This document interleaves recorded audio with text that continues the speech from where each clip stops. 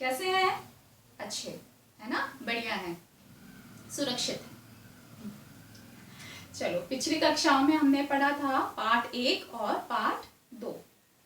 उसके पार्ट 1 और 2 के क्वेश्चन आंसर शब्दार्थ अभ्यास मैंने सब एडिसेप पर दिए हैं। आप उसको अपने कॉपी में लिख लीजिए, लिख लिए होंगे, है ना। चलिए, आज से हम पार्ट 3 शुरू करेंगे। पार्ट 3 है सुंदर कौन। ये एक कहानी है। ये कहानी हमने कहाँ से ली है? पंचतंत्र से। और इस कहानी के माध्यम से ये बताया गया है कि हमें अपने ऊपर घमंड नहीं करना चाहिए। अगर हमारे पास कोई विशेष चीज़ है, यदि हम बहुत सुंदर हैं, तो भी हमें अपनी सुंदरता का घमंड नहीं करना चाहिए। हमेशा वही चीज़ अच्छी होती है जो हमारे काम आती है ना। चलिए, ये कहानी एक बारहसिंगे की है। बारहसिंगे के सींग देखे आपने? कितने बड़े बड़े होते हैं, सुंदर कैसे होते हैं, मुकुट के समान। बारहसिंगा उसको अपने सींगों पर बहुत घमंड था। उसको अपने सींग बहुत सुंदर लगते थे। उसको लगता था मेरे सींग मुकुट के समान है। वो जब पानी पीने जाता था तो वो बार बार अपने सींग ही निहारता रहता था पानी में। और लेकिन उसको क्या दुख था? उसको लगता था मेरे पैर सुंदर नहीं है। वो उसमें दुखी रहता था कि मेरे पैर अच्छे नहीं हैं। लेकिन उसको अपने सींगों पर बहुत घमंड था। और उस घमंड की वजह से वो सोचता था मेरे सींग तो मुकुट के समान है, तो मुझे ही राजा होना चाहिए। इस जंगल का राजा कौन है? मैं ही हूँ। और इसलिए वो जानवरों को बहुत परेशान करने लग गया। फिर जानवरों ने क्या किया? जानवरों ने जंगल के राजा शेर को जाकर के शिकायत की कि बारहसिंगा मुझे ऐसे, हम लोगों को ऐसे परेशान करता है। तो राजा ने शेर ने चीते से कहा कि जाकर बारहसिंगे को बुलाकर लाओ। लेकिन बारहसिंगा इतने घमंड में था, वो गया ही नहीं। जब वो नहीं गया तो चीते ने कहा कि मैं तुम्हें जबरदस्ती ले जाऊंगा। लेकिन वो नहीं गया और दोनों में युद्ध हो गया। उसने चीते को पछाड़ दिया अपने सींगों से मार मार के। फिर शेर ने कहा अगर ये इतना परेशान कर रहा है तो वो खुद ही उसके पास गए और उसको इतना परेशान किया। वो इतना भागा शेर को देख करके, भागते भागते भागते वो एक झाड़ियों में फंस गया। उसके सींग कहाँ फंस गए? झाड़ियों में। अब सींग तो फंस गए लेकिन वो निकल ही नहीं रहे थे। तब उसको लगा कि अरे ये सींग तो मेरे लिए परेशानी बन गए हैं। तब उसके पैरों ने बहुत ताकत से खींचा और तो वो झाड़ी बाहर निकल के आ गई और फिर उसके सींग भी छूट गए और वो भाग गया। तब उसके काम कौन आया? उसके पैर, जिन्हें वो कहता था कि मेरे पैर सुंदर नहीं हैं। और किसके कारण फंसा वो? सींग के कारण, जिससे वो सोचता था कि मेरे सींग बहुत सुंदर हैं, बहुत अच्छे हैं, मुकुट के समान हैं। कौन काम आया उसके? उसके पैर। इसीलिए कहते हैं कि हमें अपनी सुंदरता पर घमंड नहीं करना चाहिए। कहानी तो समझ में आ गई, है ना? आई समझ में? चलो, आज हम अभी इसको रीड करेंगे और अच्छे से रीड करेंगे। आप उंगली रख करके अपनी पुस्तक में। आपकी पुस्तक का पार्ट 3 है सुंदर कौन और इसका पेज नंबर है 16। ठीक है, चलो अब हम पढ़ाई शुरू करेंगे। उंगली रखो आप।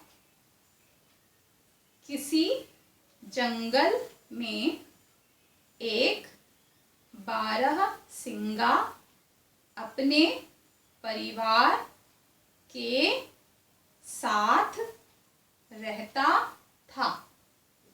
वह बहुत शक्तिशाली था। एक दिन घास चरने के बाद वह तालाब पर पानी पीने गया। तालाब का पानी स्वच्छ था। उसने पानी में अपनी परछाई देखी।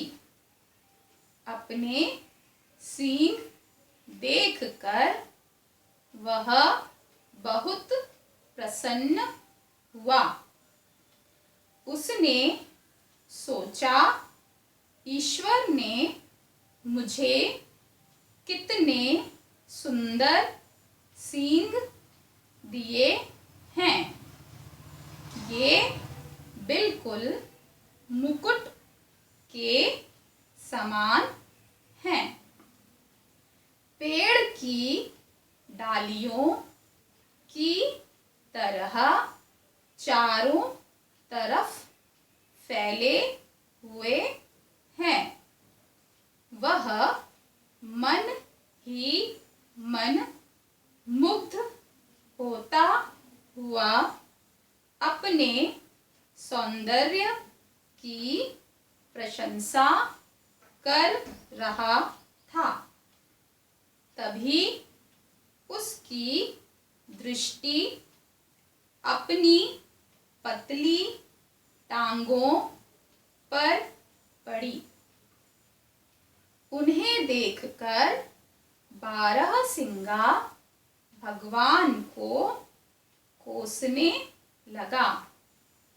हे भगवान, आपने मुझे इतने सुंदर सींग तो दिए, फिर उनके साथ इतनी पतली टांगें क्यों दी? ये पतले दुबले पांव कितने बदसूरत हैं। सुंदर सींगों की शोभा भी कम कर रहे हैं। जब भी बारहसिंगा तालाब पर पानी पीने आता तो अपने सींगों को खूब निहारता। निहारता मतलब देखता। अपने सुंदर सींगों को देखते रहता था। पल भर के लिए अपने आप को जंगल का राजा समझने लगता। वह सोचता, जब सींगों का मुकुट उसके सिर पर है तो दूसरा जानवर जंगल का राजा कैसे हो सकता है। धीरे धीरे वह अपने आप को जंगल का राजा समझने लगा। अब वह शेर के अतिरिक्त किसी और जानवर की परवाह नहीं करता।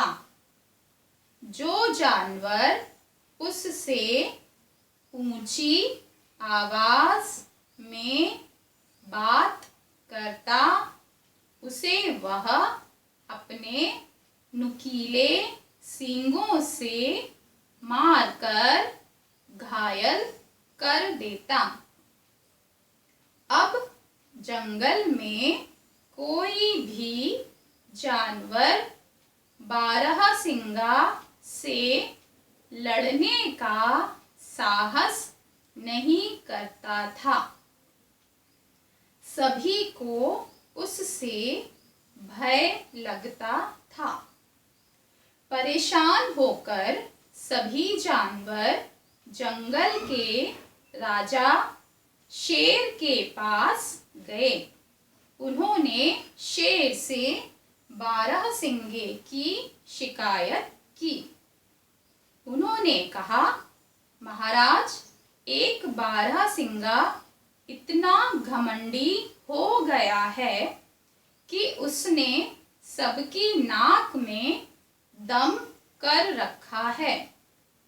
आप हमारे राजा हैं, अतः आपका कर्तव्य है कि हमारी रक्षा करें।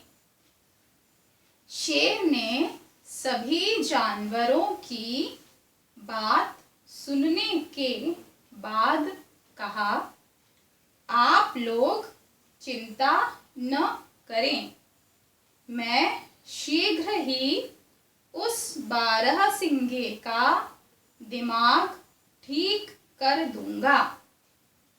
ऐसा कहकर शेर ने चीते से कहा, मैं तुम्हें आदेश देता हूँ कि तुरंत जाओ और बारहसिंगे को बुलाकर मेरे पास लाओ।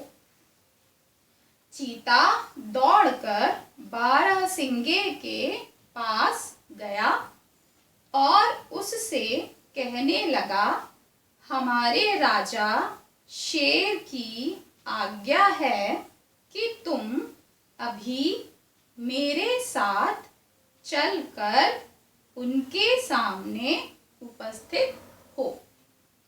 बारहसिंगा क्रोध में बोला, देखते नहीं हो, अभी मैं काम कर रहा हूँ।